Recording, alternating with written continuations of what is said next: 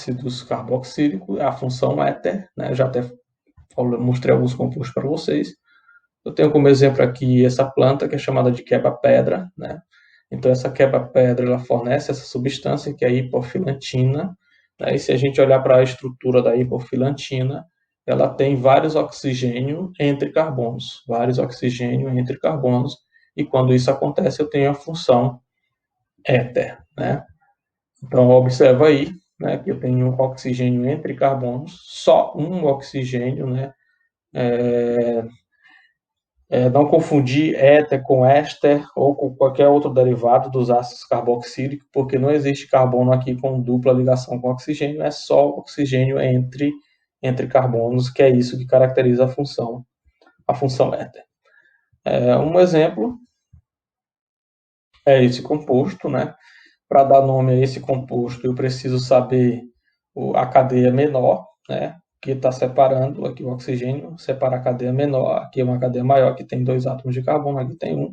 Por isso que o nome vai começar com o que tem menor número de carbonos. Então, MET para um carbono, oxi por causa do oxigênio, et para 2 carbonos, AN, ligação simples, e o final de hidrocarboneto O. Portanto, o nome desse composto é metoxietano. Uma outra função a ser trabalhada são os ácidos sulfônicos, né? Esse tem a presença não só do oxigênio, mas também do enxofre, que é da mesma família da tabela periódica ou grupo, né? Estou olhando para uma fase mais moderna da tabela periódica. Mas a gente precisa saber como essa função se forma, né? Então, o ácido sulfúrico, ele vai sofrer um processo de ionização, ele vai formar íons, né? Esses íons é chamado, o que tem carga positiva, cátion, né? Por isso cátion de hidrogênio, o que tem carga negativa, tá aqui a carga negativa, ânion de sulfato, né? Então, é importante que vocês verifiquem esses íons, né? Existentes, esses íons são tabelados. O ácido sulfúricos são reagentes, né? E os íons formados são os produtos. Sempre estou tocando nessa questão, né? E quando a gente olha isso num plano, né, nesse formato, eu não vejo uma reação química, eu vejo uma equação química.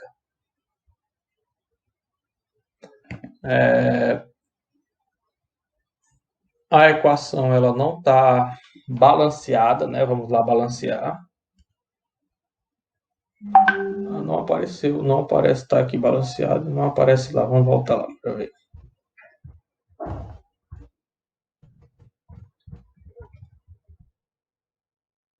Então, por que é uma equação química? Porque os elementos que tem do lado dos reagentes têm que ser igual dos produtos.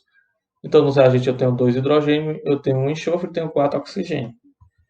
E aí a gente faz a conferência. Os elementos que estão nos produtos, eu tenho 1 hidrogênio, 1 enxofre e 4 oxigênio. Então, não está batendo aqui a quantidade de hidrogênio. Então, nesse caso, eu tenho que usar um coeficiente estequiométrico, né, para que haja, né, essa igualdade. Há uma diferença aqui, portanto, eu tenho que balancear a equação química, né?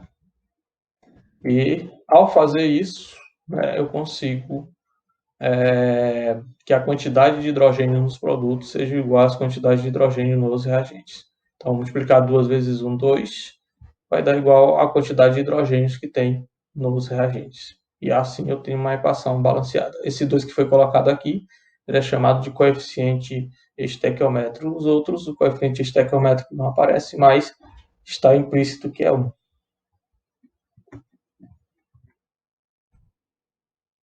Então, pela estrutura de Linus, para montar essa estrutura do ácido sulfúrico, primeiro, é o elemento da família 6A, então enxofre, né? Segundo, 6 elétrons na camada de valência, que tem esse enxofre. Terceiro, ele faz 2 ligações para completar o octeto, semelhante aos gases nobres. Ligado ao redor dele, eu tenho o oxigênio. Os 4 oxigênios são elementos da família 6A, mais eletronegativo, por isso o enxofre fica no centro e o oxigênio fica nas extremidades. A quinta é que ele também tem 6 elétrons na camada de valência, ele precisa fazer 2 ligações. Só que eu tenho oxigênio em excesso, né? Eles precisam também fazer 2 ligações. Eu tenho elementos da família 1A, que no caso o hidrogênio que foi colocado aqui, é para completar as simples ligações do oxigênio. E esses hidrogênios eles são chamados de ionizáveis, né? Forma dois hidrogênios ionizáveis justamente porque eles estão ligados dessa forma com o oxigênio, porque se eles não tivessem ligado assim, não formariam os íons. Tem um elétron na camada de valência, né? E aí completa a regra do octeto e o hidrogênio fica semelhante ao gás nobre hélio. Faz só uma ligação. O oxigênio para completar o octeto e o enxofre faz ligações dativa, né? Então, como o enxofre tem elétrons em excesso, ele vai emprestar esses elétrons para o oxigênio, para esses outros dois oxigênios que estão necessitando de dois elétrons. E esse tipo de empréstimo, essa seta, representa uma ligação dativa ou coordenada. Então, a estrutura do plano fica dessa forma, né? Então, tem o OH, ele sai e entra o radical. E com isso vai formar a função ácido sulfônico. Vai entrar aqui um radical, né? Então, o ácido sulfônico ele é formado pelo enxofre, 2 oxigênio e um OH. Então, ele é também caracterizado também por SO3H. E exemplos de ácido sulfônico são detergente biodegradável, né? Precursor de detergente que é um sal orgânico, né? Também. Então, é bem semelhante o detergente, né? Com relação à função, só que a função do sal orgânico ácido sulfônico é justamente a presença aqui, né, do SO3, né, mais a presença do metal, esse sal orgânico. Né, então, essa estrutura tem um anel benzêmico no detergente biodegradável, né, tem ligações simples. O detergente que não é biodegradável, ele tem outros radicais nessa cadeia aqui que é normal, né? Então, essa cadeia aqui que está ligada ao benzeno, esse outro radical aqui, ter essa cadeia saturada, né, e não ramificada, torna ele um detergente biodegradável, portanto, não vai ter prejuízo para as aves marinhas e nem para as aves de rios também, de rios de água doce, né? Então, tá aí a importância e ressaltar. Essa substância ela é derivada do petróleo.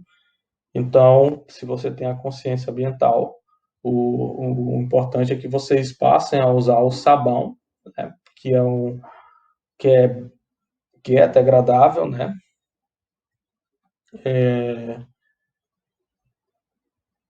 E até para a questão da formação da chuva ácida, né? A não utilização, apesar de ser um detergente biodegradável, há enxofre e isso permite a evaporação desse enxofre para a atmosfera e a formação da chuva ácida, né? Então, por isso que é essa recomendação de utilizar o, o sal orgânico com o grupo carboxila e não com esse grupo CO3-. Então é isso sobre funções, né, o reconhecimento das funções orgânicas, né? Então aí a gente fecha a nossa unidade, né? Então espero que vocês leiam os artigos, né, porque elas também vão ser modelos para a construção das questões da nossa avaliação. Então a gente vai ter reconhecimento de funções, né, entendimento das estruturas, né, fórmula molecular, e é isso. E agora é com vocês, e dia 25 vocês vão começar a fazer a avaliação. Escolha o melhor dia, vocês terão 2 horas para fazer essa avaliação, terão 2 tentativas, e é isso, obrigado. Espero que vocês tenham entendido o meu objetivo. Sigamos.